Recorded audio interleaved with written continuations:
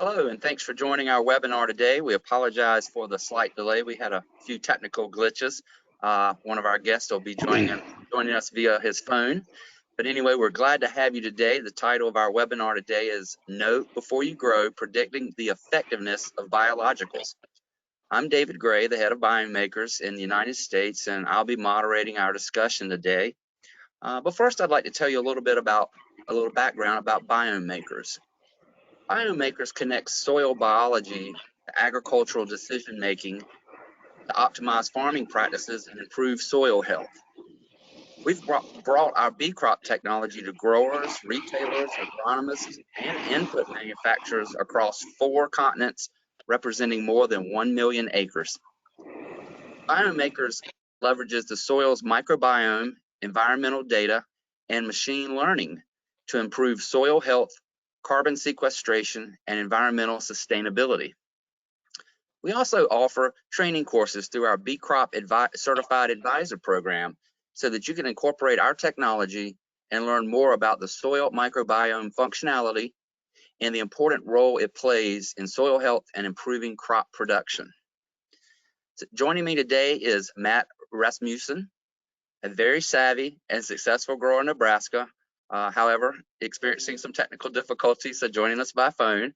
And also Al Toops, Biomakers Head of Agronomy Field Sales, with more than 30 years of agronomy and soil health experience. They will be discussing ways to save time and money from farm trials and improving overall soil health. But before we begin, I would like to go over just a few reminders. We will be recording today's webinar and emailing it out to all of you who are watching and attendees. And also, we will be using the question panel pane in the webinar. So if you have any questions, feel free to type them in. We will be monitoring that, and we will answer some questions along the way during the actual conversation. And also at the very end, we'll certainly save time for that. So now I'll kick it off to Al to introduce himself, and then we can have Matt introduce himself, and we'll start with that. My name is Al Toops. I'm a head of agronomy sales here in the United States and North America with Biomakers. I've been with Biomakers a little over 2.5 years. We've got a really unique opportunity here to show you guys what we do with our technology. And I've known Matt Rasmussen for a few years, so he stepped up to the plate to really give us a really good insight in what we've done the last couple of years on his farm with our technology and what he's done. So I'll let Matt introduce himself here. I appreciate that, Al. Unfortunately, right now I'm probably a little bit like the Wizard of Oz. You can't see the man behind the curtain, which is a little frustrating, but you know, as my dad would say, that's farming. So I guess we're just all experiencing a little bit of farming today. But I come from a 5-generation corn and soybean farm, eastern Nebraska, kind of near the Fremont area, and have had a real pleasure of working with Al and his team and just growing in our overall understanding of how biology really impacts plant productivity, how our soil is the baseline medium for that, and have really, just been very excited the last 3 years to see the strides that we've been able to make. And I think, Lord willing, we'll continue to make further strides in the future. So Matt, I'm just going to make this like you and I would be sitting at the coffee table talking about what we do. What Biomakers, as you know, Matt, when I first showed you this a few years back, was we have a unique way of measuring soil samples, and you're pretty familiar with taking soil samples as that's part of your business. But what we do, we know that there's about 10 million samples pulled every year in North America for looking at soil analysis, but really giving us only one view of what we're looking at when we look at a soil analysis. We're looking at soil fertility management. And what Biomakers has been able to do with the bee crop technology is actually be able to give you a different insight and look at the biological profile and what the functions are of the soil based on that microbiome and how that affects so many things. We're looking at the effects of the microbiome in relation to cover cropping, to tillage practices, to inputs of manures or composts or cover crops, that type of thing. And so what I'm kind of preliminating here, Matt, is how we first met. We showed you this technology in 2020, I think, or 19, and we were able to kind of do some samples we did actually samples on your farm to kind of get an insight. And then what we were able to show, and that's kind of where I wanted to lead this into, was how we found deficient pathways, specifically when it comes to the cations and potassium, specifically magnesium, manganese, also beginning to look at how we affected the effects of nutrient uptake. And can you kind of tell us, Matt, about how you had already kind of before had followed along here and looked at the soil based on available nutrition versus on what isn't available, and how we first tackled that, and then how we started from that to really give the insights into what we could do to put products on? Sure, you bet. I think the interesting beginning, or the genesis really, was just having, if you farm for very long, you tend to realize pretty quickly that the 1 + 1 equation doesn't always equal 2. And by that, I mean, you can go about things from what I would call a chemistry heavy perspective, an anion, cation perspective. And while that perspective is correct in part, it is far from being correct in whole. And by that, I mean the biology plays a incredible role, significant role in how these things all transfer through. It's almost like it's the wormhole, if you will, that if you hit it right, things happen right. If you don't, you might experience a little bit of quandary or frustration with, hey, I think I did this from a chemistry perspective. Why am I not getting the outcome that I'm looking for? And so I think, Al, what you're referring to is, for years, we have kind of a base, trended history of Mehlich 3 tests within our farm. All of our fields have at least a 3 or 4 cycle trended history, and we still value that, and that's still very important. We still do it.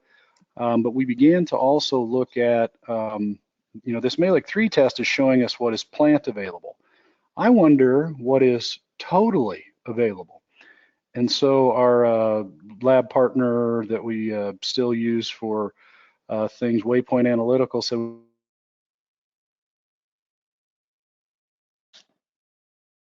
suggestion, have come to learn that it's very similar to what's done with a plant tissue, where it's basically all extracted and all is laid out. And I think, David, you may allude to some of that a little bit later, but the difference between the Mehlich 3 test and the total digestion or the total nutrient summary was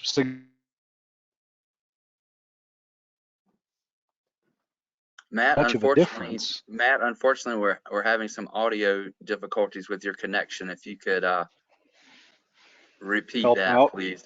Sure. And I really apologize for this, guys. I don't know why. This is almost the equivalent to pulling the planter out of the barn, starting the first day, planting your first 80, and then going back after that and having it not work the next day. David, can you pull up that digestion we showed there? I just want to show that on the screen if you could, because that's what Matt's referring to. Sure. So what we have, well, that's not it. We're looking at, oh, there it is. So what Matt's referring to here is how we can look at a Mehlich test, and scroll up if you don't mind, David, just a little bit, to show let's just look at potassium for instance here from the Mehlich extraction. And then when you look at the, and I think that was 200, I can't see it now. I've lost the view, but if you look at the percentage of, yeah, there it is. you look at potassium, it's 244 parts, but if you look at the total from the digestion, you're going to see a much higher number. And let's scroll down to the bottom page if you don't mind. So what Matt's referring to is when we did a total soil digestion in his farm. If you take that that bold column there, multiply that times 2, that gives you total pounds per acre in the top 6 inches. So you can see here that what Matt's referring to is he had 2,300 pounds, or he had 4,600 pounds of potassium in his field that was not able to be picked up by the plant. It was actually unavailable nutrients. We're looking at calcium at a lot higher value, looking at 8,000 pounds almost. And so I did some equivalent measurements, Matt. You'd find interesting that when you're looking at if you were to take a 0060 with the amount of potassium you have in your field, which is 5,640 pounds in the top 6 inches, that'd take 22,000 pounds of 0060 to get that equivalent amount of potassium in your farm. 22,000 pounds, over 10 tons of actual 0060 to make that equivalency. So what was so exciting with me and Matt began to talk was, what if you could unlock that potential? What if you could take the fertilizer you currently have that's non-available and make it available? What practices would you have to put in place? And that's where the B crop test comes in. What we're able to do now is actually take a biological soil sample, go in and find these block pathways with a B crop test and show you why you're not able to pick up these nutrients. And these are really aligned with tissue samples. So I'll let Matt continue with that and how we did initial samples, and then he was able to make a decision on what kind of practices to put in place to improve that nutrient uptake by looking at soil samples. Yeah, I appreciate that, Al. That's precisely the case. And so if you're a curious mind, you wonder, well, why, if I have this, big of a gap between what I have in my total soil digestion versus what I'm seeing in my Malic 3s, what can I do? And the nice thing is the genome, or the Biomakers B crop test, helps with opening those things because it gives you a report card. And sometimes as a farmer, I think we're a little afraid of report cards because it shines the light on perhaps granddad or dad or even ourselves with how we've been doing things. And the biological report card is very different than the chemistry report card. And so when we received the B crop report, it was like a whole nother light bulb came on. What we saw maybe with a candle, we now are seeing with full 12,000 lumen LEDs.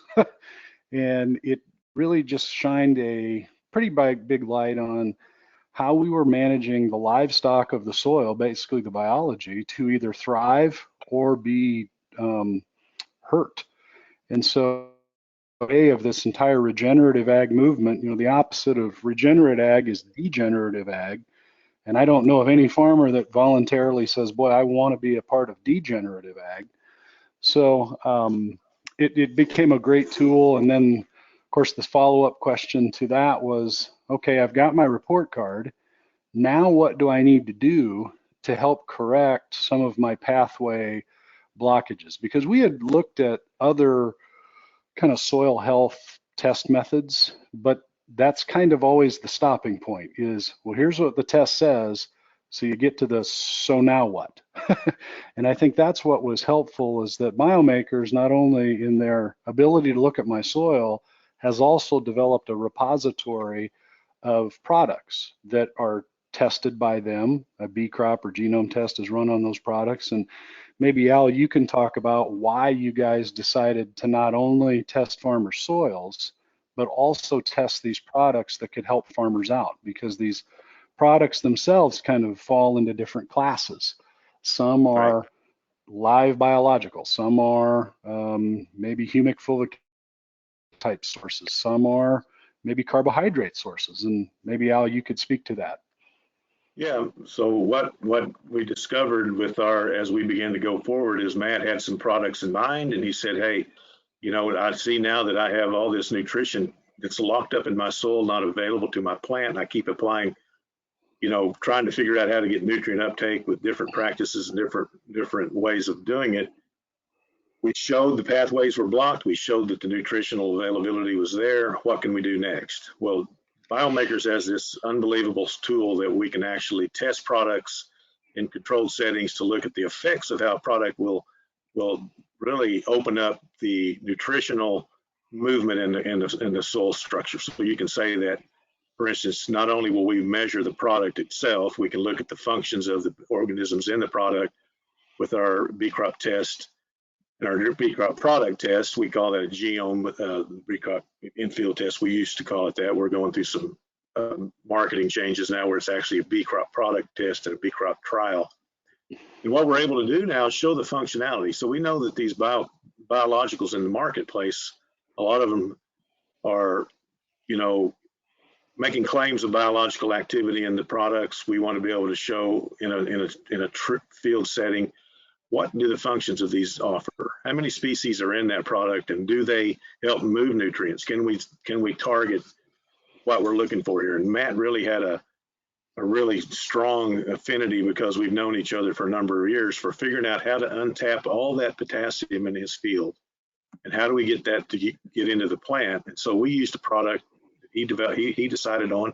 Wasn't one I just introduced him to these guys, and I'll let Matt talk about why we used the products in place, and was able to see some astounding results this year with the program he put together on his crops. Yeah, it was encouraging to say the least. And I think with any time you farm, you realize with, you know, row crops that take almost 150 days to finish, and then you have a long winter, you basically get one chance a year. And so we were encouraged with some things. What we discovered via the test is that we needed to look at active inoculation of some biological strains that could help us. And so for that, we turned to Hello Nature in their EcoVam product to help with the actual inoculation of some bacillus, some nitrobacter, some mycorrhizae fungi. And the nice thing about the Hello Nature staff, Steve Fent and his staff, is they have a strong command of the product itself as far as knowledge, and then, you know, working with them, coming up with a rate that would be appropriate through a 2x2 setting with corn, and then a broadcast application with soybeans. On our farm, we're able to do some in-furrow 2x2 and kind of 3x1x2 work with our planter. And with our soybean planter, we're not equipped with that, so we had to look at a different method with our sprayer with broadcast. But EcoVam was helpful there. We also wanted to make sure that biology got off to a great start, so we paired it with another product called Vegemin that Hello Nature offers. That's a carbohydrate source, and that worked out well.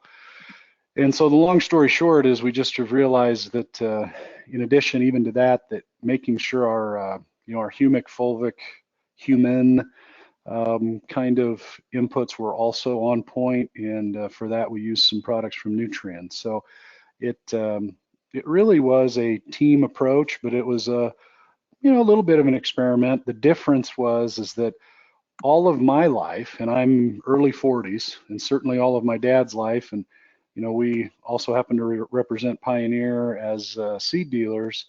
Everything is usually a take-it evaluation. And the problem is that if you wait to take it to yield before you really evaluate effectiveness, in my opinion, from planting day 0 to harvest day 150, you've really lost a lot of the story. So it was just a lot more helpful for us with the predictive nature of the B crop test to say, here's a little bit more predictively with greater insight what your soil is needing. Pair that up with predictive products like EcoVam, like Vegemin, StemTide also is something that Hello Nature offers. Here's a set of products that can predictively answer these questions. And prior to using Hello Nature products, I didn't really know Hello Nature's business. And it's, it was a blissful ignorance. It wasn't willful. And since now I've come to, really value them and others, but it comes by way of the test, and the test showing, and Al showing me, hey, these are some things you could do. And the neat thing is I don't know how large, Al, your product repository is right now, but I imagine it's pretty significant, is it not? Beginning to be. We're beginning to do quite a bit of work with other biological manufacturing groups, and you know, the benefit of this is Matt, we've been able to really align. You know, we've always looked at biological inputs as a bit of a guess. We've never really kind of went at it with you know, the way we can now by looking at the soil biology through the microscope idea. But now what we can do with DNA testing, we can kind of go in and we can actually see the functions, and we can target with products those specific pathways or those specific areas where we can support it, and it's measurable. That's what's so good about it, is then you can come in and, David, if you can show can you show that real short PowerPoint where we Yes, there's been a request. comparison. Several folks have asked to see if we had an example of one of our reports. So I didn't want to bore everybody with the length of a report, but I want to show this comparison. Or parts of a report, sure. Yeah, so what we were able to do in Matt's farm here was actually go down to the page Let me first. get some of this stuff out of the way. Okay.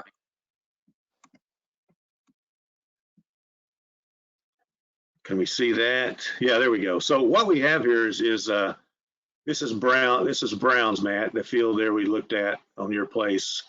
What we did two B crop analysis on that field as a composite, and we were able to look. The bright yellow represents a very low index. The pink or the lighter yellow would be a low index, and then the blue colors become more prevalent with the improvement. So what we're able to see with the hormone stress adaptation area of the field, looking at production of auxins and cytokinins and gibberellin, we were able to see a sizable increase in that after he used these products. Go to the next page, if you don't mind, Dave. And then when you look at the nutrient pathways from 2020 to 2021, we saw increases on the carbon, phosphorus, potassium, sulfur, copper, magnesium numbers. They all went up. They all increased significantly. And so when we show these improvements with these pathways, we see better flow of nutrients into the plant. And that's measurable with tissue analysis. And Matt was able to do that. And then what's really measurable is the uptake and the better performance and the better yields you get from this, you know, a stressless, I'm not going to say stress-free, but a plant that's not in as much stress as it is conventionally. And so we begin to start mining those nutrients that we found in that total soil digestion by using this program that we implemented in this case. What's the next page there, Dave? We're really looking at the comparison on the NPK nutrient pathway and how we increased the phosphorus, and the one that really showed up strongly was the potassium pathway. It really opened up the solubilization for those nutrients. As you guys recall, we were showing earlier with that total digestion, just how much potassium Matt has in those fields. Huge amounts of unlocked, non-available potassium now becoming available by implementing this program here on this crop.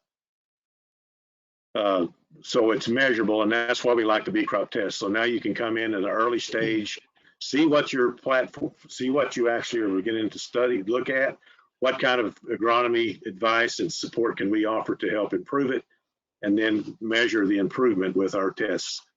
It's phenomenal to see this tool in use and action, and more than that, it's great to see that Matt's not cut out his fertility program. You're not just saying that you're going to replace that. We're able to show efficiencies and how you can, apply fertilizer smart and use the right kind of, as I would say, assistance with biological inputs working together to give regenerative practices and help improve the performance of that crop. And Matt, you had some substantial improvements, right? Yeah, I mean, everything from some strong overall yield performance to even some quality measures. So as an example, a lot of our test weights we raised some white corn along with some yellow corn, and We're actually just hauling some of that white corn off now at the moment, and most of it is 62 pound plus, which is about a pound or so, pound and a half greater than what we typically do, which is just bonus when you're coming out of grain bins, that instead of 50,000 bushels, you have more than 50, and at current prices, that's a nice bonus to receive. Our soybeans, we really felt like the biology, the carbohydrate, the humic fulvic acid mix, and the timing really met up well, and we did a verified weigh check of around 108 bushels this year, which we were thrilled about, and probably even more thrilled with whole farm averages that seem to level out just a little bit more. So, this has been 3 years in the building. This last year, some good results happened. 2 years ago, we were encouraged. This year, we were really encouraged, and I think we just look to continue to build upon that. And I'm probably just becoming increasingly persuaded that in addition to what you learn from a good malic test, a good tissue or sap test, a good total digestion, you just really need, I think, a soil health test like what Biomakers can offer, because it's just in so much greater detail and can give you some hints and pointers. The other thing that's kind of interesting about what Biomakers has done is there's kind of a disease component to their report, which shows potential pathways for pathogens, which is also helpful to know. So some of the potential pathogens that showed up as, potential watchouts for my ground were things that I had seen before, but it's a whole lot more real when you see, like, oh, you have a propensity towards this. It's almost like if you've had a genetic test as a human and you find out through your family history that you're predisposed to some kind of condition. Well, if you know that predisposition, you can manage for it. And so that's probably one of the biggest helps in the predictive side of, the Biomakers value proposition, is giving that ability to, it's the whole title of this webinar, the know before you grow. It's the idea of I can get some predictive insight that isn't just merely algorithm and extrapolation or model, but it's real, it's actual, it's the test, it's cold hard truth. And sometimes those truths are cold, sometimes those truths are warm, but it's the truth. And without it, it just shines a light on, I think, how context means everything. And we know that. I have numerous neighbors around me in Fremont, and I've got a couple of them that are really into triathlons, and they're very fit, and they look like they're fit. I've got some others that they're kind of the opposite end of that, and they don't really care about exercise and diet, and they look like they don't care. And so, that isn't to throw shade at them as much as it's just to say, sometimes when large geographies in our country are put forth by other entities as, oh, here's how this is going to perform, and here's the geographic management zone. And I know that's not based on bad science, but it's based on extrapolation and big time interpretation at best, to me, in my opinion. So therefore, something like what Biomakers can do is provide context and a specific plan for how to optimize my own ground, because neighbor to neighbor, field to field, we're different. And so it's just an additional insight that really helps if you're after being more regenerative in your practices. Maybe you're a cost optimizer, so you're not saying, look, I'm not going after top yield, but I'm going after top quality, and I want to optimize my inputs. Or maybe you're somebody that says, I want to do that, plus I want to. I mean, I don't want to be too bold here, but I'm of the opinion, I think regenerative ag is on a pathway to being rewarded more than organic ag. Now, those folks that are organic and regenerative, hey, you've got both bases covered, and that's great. But I do think the ability to onboard us producers to a regenerative type of mindset is doable. It's just you got to have the right partners, and having the test helps you not guess. Because if you're not testing, you're guessing. I'm sorry, and might step on some toes here, but that's just sometimes the hard truth. If you're not testing, you're kind of guessing, and Biomakers helps take a lot of that guesswork out with the reports they provide. And Matt, like we talked about before, is that really when you're looking at soil and the production of cropping, cropping systems, really the only equity that you truly have that you can actually improve on is the ability for that plant to grow at its optimum potential. And that soil equity we would call is the soil health and the soil ability for that to perform without any stress as possible, as much as possible.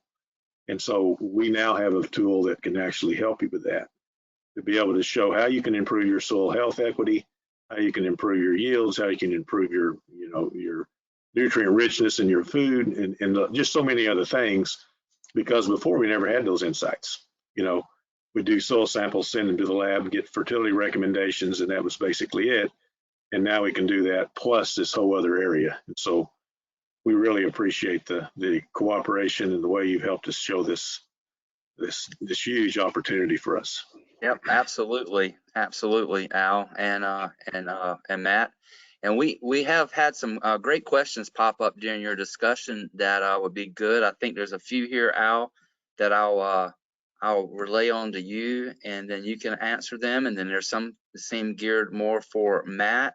Al, if you would just tell our audience a little bit about what our sampling process is, the process to get an accurate report, maybe our protocol or expected test density, if you will, per field. And also, if you could touch a little bit, there's been a question or two about what the index that we mentioned, we showed briefly in that report.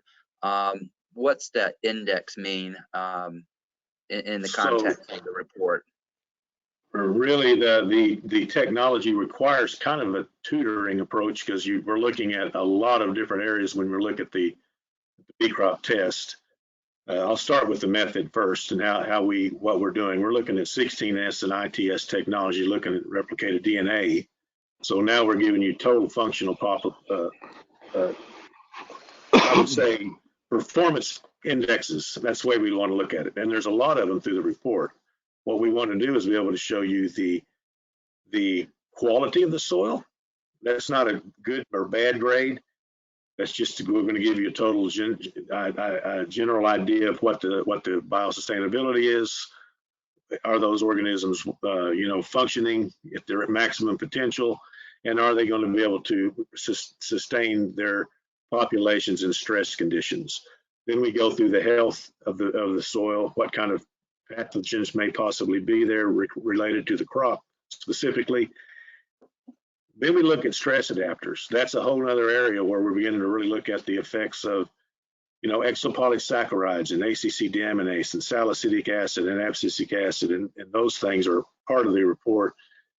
The part that really seems to get the attention and what drew Matt's attention was that the performance level when it looks at nutritional uptake. We go through carbon, nitrogen, phosphorus, potassium, and then we look at 8 minor elements, and we are able to look at the nutritional pathway. What organisms? We're not looking at the actual chemical or the actual element. We're looking at the pathway. So you really think of soil as a digestive system, not as a chemical exchange substrate. We're really wanting to look at this more along the lines of a probiotic and a prebiotic. What can we add to better benefit the movement of nutrients, and what kind of practices? At the beginning of the report, we really kind of go in real deep and look at the function of how mycorrhizae and ectomycorrhizae and arbuscular mycorrhizae are working to solubilize these nutrients. That's the way nature's been doing it since nature's been working, is that nutrient movement goes through these biological processes. So we can give you ratios between bacteria and fungi, and really open up. And those, I call these all indexes. And then we measure these. We'll show you where on the report where you are on it, where your field is We don't want to go intensively doing grid samples with this test because the practices are overall. So what we'll do is, Matt, what he did on his is he does grid sampling anyway. What are you doing, Matt? 2.5, 5 acre grids? 2.5 probably? Yeah, 2.5 is what we do. Mm-hmm. So we'll take in a pivot, we'll take a subsample of those 2.5 acre grid samples. We'll take one subsample of that. So under a pivot, we'll do one sample. And usually a composite of that. And all we need is enough out of that to run our analysis. Usually we'll send it to, we work with other labs. We work with Waypoint Analytical. We work with the Waters Ag Lab down in Camilla, Georgia. We're working with Region Ag Labs there in Nebraska. And then our lab on the West Coast is in West Sacramento. And we take these samples in through these channels. We don't want to have anything different. You take the sample just like you would a normal soil sample. And from that, we take our subsample off and give our report. And then we combine those. So we'll combine the Malate 3 with the saturated paste, with a total nitrogen, soluble salt, and put it on the, so you'll see the same soil sample with the B crop test as well as the chemical analysis on the same report. And it's funny because it gives you a whole different observation point. What you think you have all this nutrition availability based on the extraction from the lab, when it's not getting in the plant because the pathways are blocked. And that's really prominently just seen on our report. Okay, great. And then we have thank you, Al. Some questions probably geared more for Matt. Matt, one was someone asked if you could repeat the products that you used. You mentioned a few, and someone asked about that. If you could just Sure. repeat those. You bet. Our biology source that we used and we will use this year is EcoVam from Hello Nature. That's the active. It's actually a dissolvable powder. So it comes in 20-pound or I think 5 and 1-pound bags, and that contains the active biological strains. And then we also used Vegemin from Hello Nature, and we've used some Stemtide as well, also their product. Stemtide is a little more of a plant growth promoter. Several people on the call maybe have heard of plant growth regulators, and we do use a PGR in our group. We've used Radiate out of Nutrien, but Stemtide's the primary plant growth promoter that we use to help all of our biology do the best that it can, and have been encouraged with its results. So those three things: EcoVam, Vegemin, and Stemtide, all from Hello Nature. All right, great. One question was, do you use inoculants or biopesticides for increasing the absorption of nutrients uptake? And I think that could be either Al or Matt might address the use of inoculants and biopesticides for increasing nutrient uptake. That's exactly, I'll answer that one, Matt, if you don't mind. That's exactly what our technology helps with. We're looking in areas where a lot of seedlings are planted. So let's say in the specialty crop marketplace where you're actually planting the plant, where we think that inoculants are the best approach to get that bacteria and in those fungal spores adhere to the root hair first before planting. Sometimes when you plant seed in furrow and you're putting in an inoculant, you got to get a food source in there with that inoculant to get it to until at such a point as that seed begins to germinate and begin to build roots, because that's where the food source is coming from. It's from the carbohydrates coming from the plant. So yes, inoculants in those systems are essential. That's what we're able to actually measure that now with our B crop testing and how they're effectively working. Yeah, and I would just add the EcoVam is the inoculant. So for me, that's what I see as the inoculant. Being Pioneer reps, we're used to using a soybean inoculant. Usually it's the 120 plus product that's inside of Pioneer seed treatment offering. And so to inoculate in a little different way, you know, the EcoVam product, we're choosing to inoculate close to seed, maybe not directly on seed when it comes to corn. But we, in addition to things on seed, we at this moment, of course, do it through a seed treater. With soybeans, with corn, we're actually putting on a product called BioCore with our corn, and we're just kind of mixing that while we're putting it into our boxes. We've got a bulk fill corn planter, so we just meter it out that way, and it goes in, and it also helps give some good lubricant to the seed. I mean, there's good inoculants there, but the EcoVam, in my opinion, allowed us to inoculate at a little bit higher level and allowed us to do it in the 2x2. But that, in a sense, is the inoculation of biology, and it's multiple strains. What's fascinating is if you look at an EcoVam label, a good friend of mine, Steve Finn, who works with Hello Nature, we noticed that if you look at an EcoVam label, there's maybe a mention of 7 to 10 things that are in the product. You get a bee crop report, and that number goes over 100. So the good news is there's a lot more in there than even the label shows.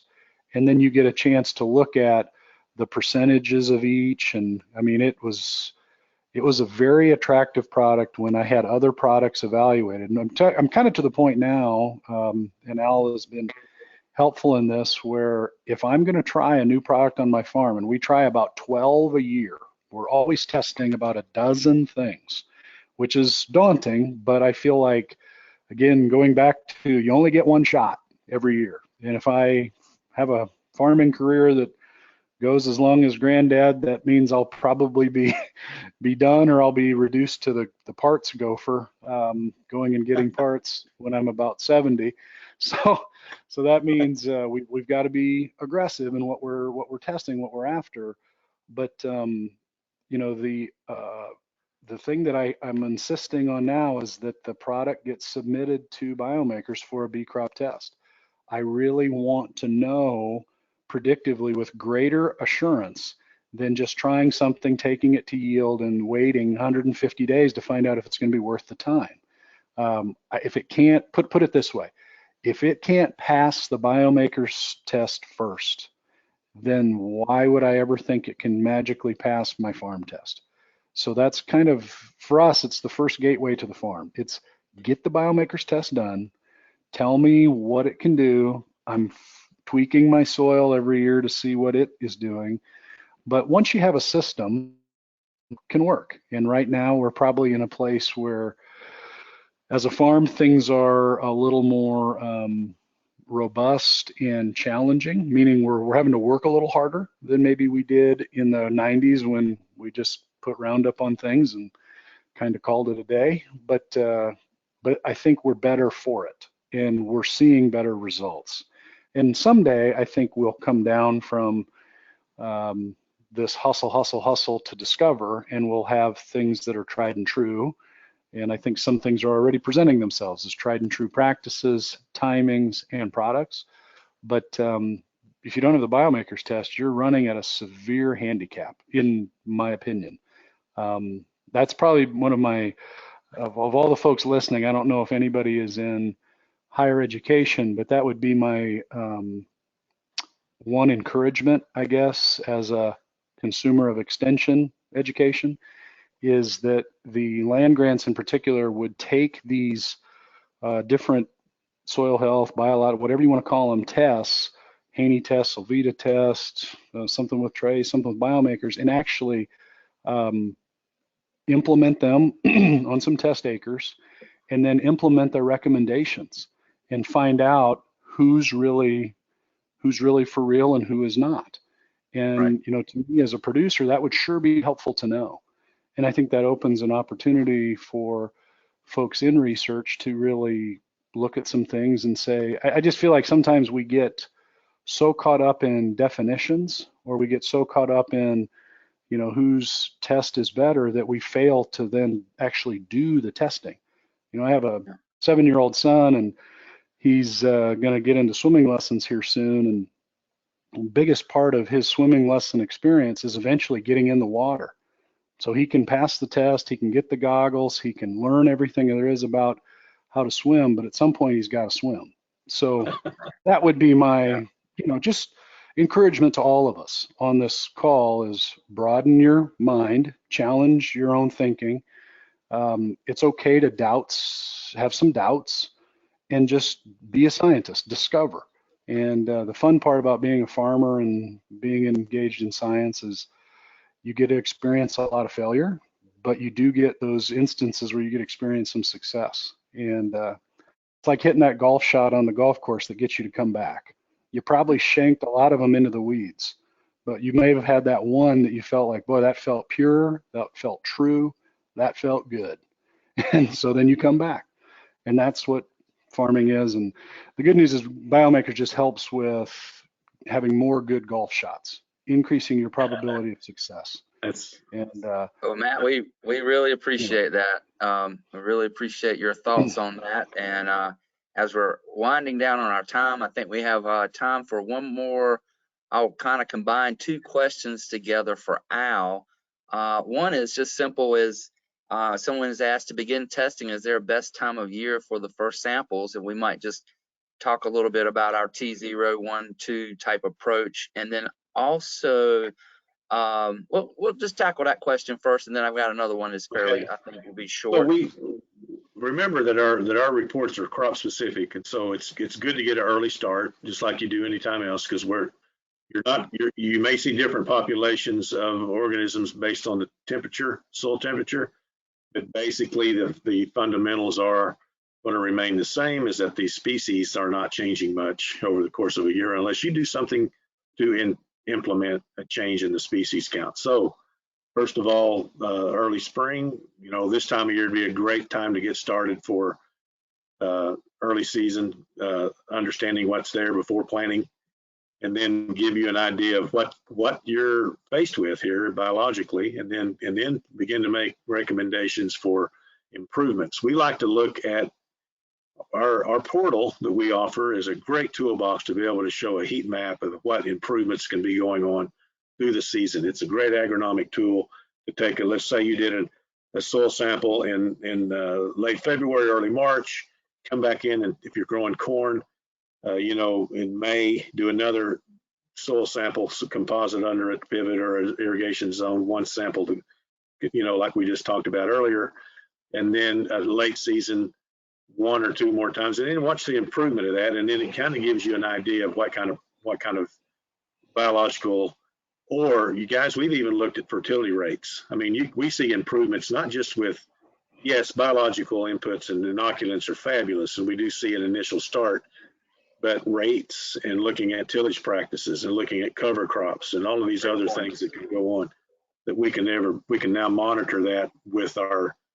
methods. And so our idea is to not just do one snapshot, but to be able to use our technology to manage your farm with our bee crop testing. Yep. Great, Al. Thank you. And then another one, is the soil microbial functionality based on taxonomy markers only, or functional markers such as particular enzymes? I think I know the answer, but I'll let you answer. Just think about this. You're growing corn in southern Brazil and you're growing corn in northern Iowa. The species specifically, the taxonomy, the individual species that are in those two climatic differences, I mean, they're huge. They're not even going to be the same species probably, but the functions are the same. So our database is 7.5 million different organisms. We can now tell you what the functions of these organisms are specifically around the world. We're collecting data all the time to show you that our bee crop report is designed to be able to give you the functionality of your soil, not just the species identification. Now we have that. You can see it. It's in our portal. We'll give you a count. On our report, it'll show you how many species were present, what the quantitative numbers were, what the ratios are between bacteria and fungi. All of these fun tools are there for you to play with and look at and begin to get a better understanding. But really, we focus mostly on the functionality, because bottom line is that, knowing the species is not as important as knowing what they do. And so that's what our bee crop test does.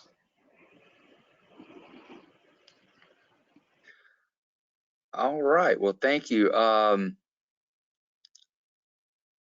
think we've got time for one more last one, then we'll wrap up. Are you finding that the addition of bacillus, mycorrhizal fungi, and natural enzymes, etc., are creating a quote natural balance of nutrients within the soil quicker and better than trying to balance the soil using inorganic fertilizers?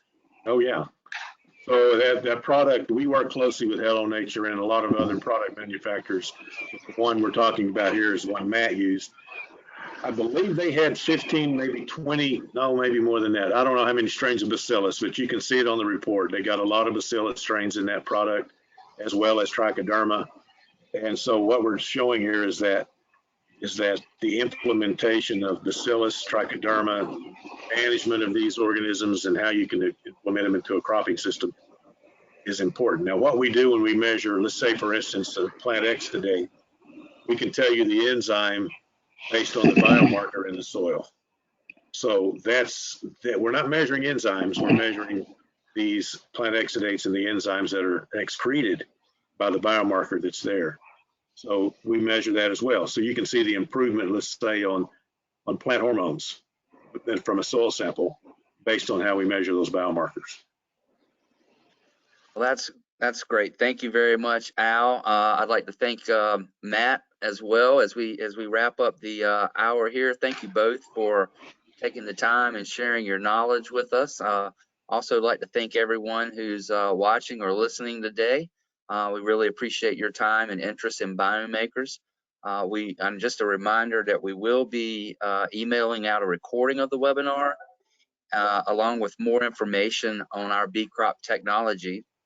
And I would like to just also remind you, whether you're a grower or agronomist or a retailer or input manufacturer, please, you can visit our website, biomakers.com, and learn more about how our technology and how we can help you get started in any of those different categories we've touched on today, from testing input from a input manufacturer standpoint, all the way through how retailers might be able to work better with or agronomists with their farmers, and of course Matt's view from a grower standpoint.